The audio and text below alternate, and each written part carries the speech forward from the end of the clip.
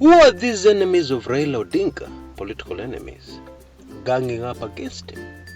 Right there within Azimio. Who are they? What is their beef with Raila? Why now? Yeah, those are questions I answer in this video. And the answer, I believe, will surprise, will shock most of us. But it stems from human nature, yeah, and how humans normally behave. Yeah, very interesting, very revealing show I have for you today. So let's not waste any more time. Let's get to it. Karibu sana, and as usual, enjoy.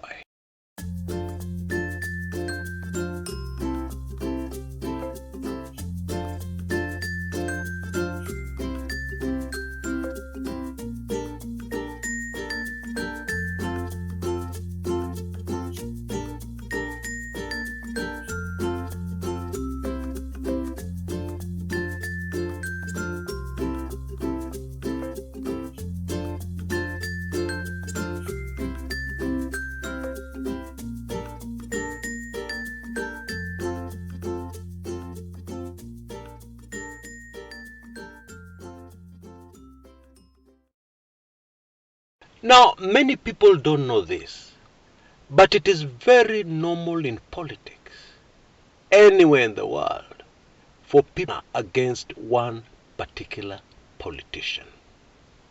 And this did not start yesterday. It probably started at the beginning of time and at the beginning of the story of the human race. That's the truth. Now, when I call my late dad my political lecturer, I'm serious.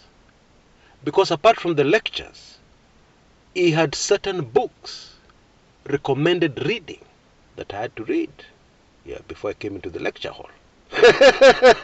Oh yes. And one of them was William Shakespeare's Julius Caesar. Now I must confess that at the time, and for many years after the fact, I did not really see how relevant Julius Caesar the play by William Shakespeare was relevant to Kenyan politics, for instance. I didn't see it. I understood the book. In fact, I did the book as a set book for my O levels, which was very fascinating. You know, things just happen in somebody's life. You know, in the year I did my Form 4, Julius Caesar was a set book. In the year before I did my Form 4, it was not. And in the year after I did my Form 4, it was not. Super fascinating, isn't it? Anyway, I want to draw your attention to the people who assassinated Julius Caesar. They were politicians, okay? Starting with a very close friend of Julius Caesar. Somebody who was very close to him, his best friend. A man called Brutus, okay? And I don't think during his lifetime, Julius Caesar ever realized that it was in fact Mark Antony, another character, who was much closer to him than the person he thought was very close to him, Brutus. Because in the play, Julius Caesar struggles as these people are stabbing him again and again and again. He struggles to survive. He was a soldier, yeah. But when he turned, yeah, after being stabbed in the back, and saw that one of the people who had stabbed him was his dear friend, Brutus, Julius Caesar says in the play, "Even you, Brutus, then I should just die." Yeah, something like that. Now, there's a very important truth in all this that we need to understand if we are to understand why so many people are ganging up against Raila Odinga. Why the 2022 elections are all about people ganging up against Raila Odinga. That's really what it is. For us to understand that, we have to understand a truism about this life. If you become very good at what you do, you will have people who will draw close to you. And some of them will call them your best friends, just like Julius Caesar. Just the way Julius Caesar believed Brutus was his very best friend. Yeah, somebody would never betray him. And I know quite a number on this channel will have a story to tell of what happened one day in the office when something went wrong. And then you realized at the 11th hour that the people you trusted the most in your office, the people you are sure were with you, were actually stabbing you in the back. It's human nature. It happens everywhere human beings are. Yeah, it's to be expected. Now, Raila Odinga is a very powerful politician. Indeed, is the most powerful politician in the country. Every politician envies Raila Odinga. And the power he commands, and the number of votes he commands. That's where his power comes from. It comes from the people. So why should you be surprised if I told you that most of the people, in fact the most dangerous people, plotting for the downfall of Raila Odinga are not in Kenya Kwanza. They're actually deep within Azimio. Why would you be surprised if I told you that? Yeah. It is normal. We don't get surprised at normal things. Now in 2002, it is widely recognized that Raila Odinga was the one man most responsible for making Mwai Kibaki president. Yeah, he has never told us this in public. He has never repeated it so many times, like some people are repeating so many times, that they made Uhuru Kenyatta president in 2013. Yeah, Raila is probably a different kind of person, a different character. Anyway, after Raila Odinga made Mwai Kibaki president, as Mwai Kibaki started serving his first term as President of the Republic of Kenya, POK, we say in short, the abbreviation, it emerged that Raila Odinga became a marked man. The government of Mwai Kibaki focused a lot of resources and energy in clipping the wings of one Raila Odinga. The National Intelligence Services chief at that time, the chief spy, a man called Michael Gishangi, even earned the nickname in diplomatic circles of PNU activist. Yeah, PNU was Mwai Kibaki's party. Why? Because especially after the 2007 presidential elections, the main focus of the intelligence community was to completely neutralize Raila Odinga as a political force in the country. And very many things were done, including the saga of the Atur brothers, yeah, who were in fact hired to take out Raila Odinga. Yeah, and that's not a secret. It's information which is in the public domain. That was at the height, yeah, of the anti-Odinga campaign, yeah, within politicians, and not within political forces that Raila Odinga had helped to put into power. Yeah. In fact, as early as 2003, yeah, immediately after the election of Kibaki, a few months later, the then Vice President, the late Michael Kijana Wamalwa, actually spoke at length about the great fear politicians seem to have for Raila. He called it Raila phobia. The possibility is high that Michael Kijana Wamalwa, being in government, was aware of where a lot of government resources were going. Yeah, and therefore he was aware of what was being done to try and neutralize Raila, yeah, by people he helped put into office. Normal human nature.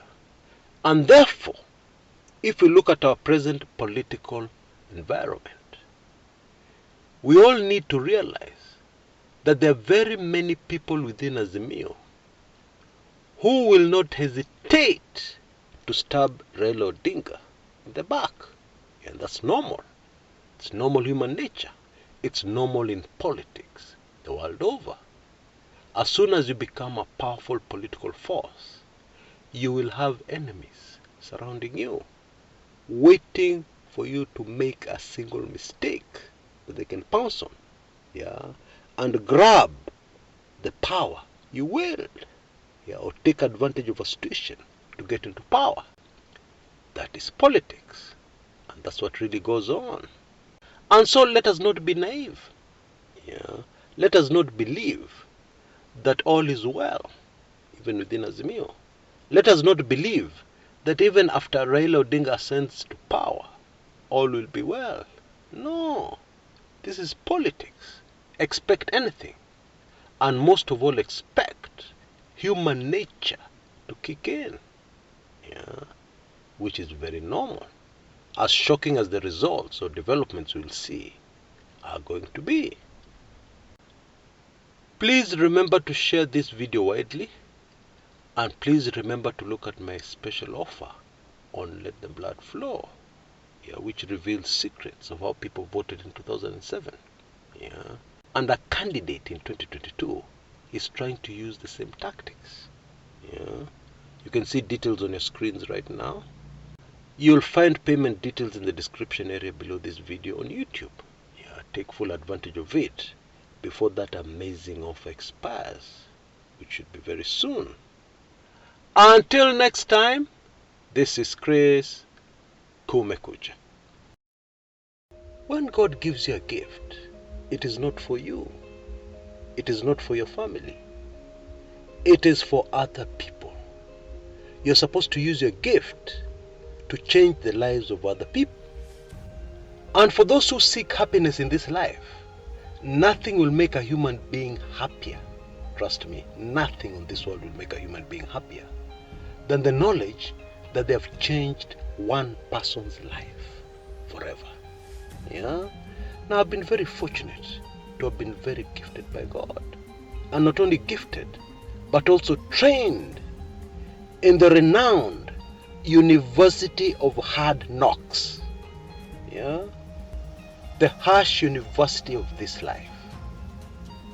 And I feel very privileged and very humbled, to get to know all the time that I've changed many people's lives forever. I even know a couple of people who no longer come to this channel. Not because they hate me, but because they are busy these days. So busy that they hardly have time, but they have regained their dignity. They are putting food on the table. They are doing a lot of things, amazing things.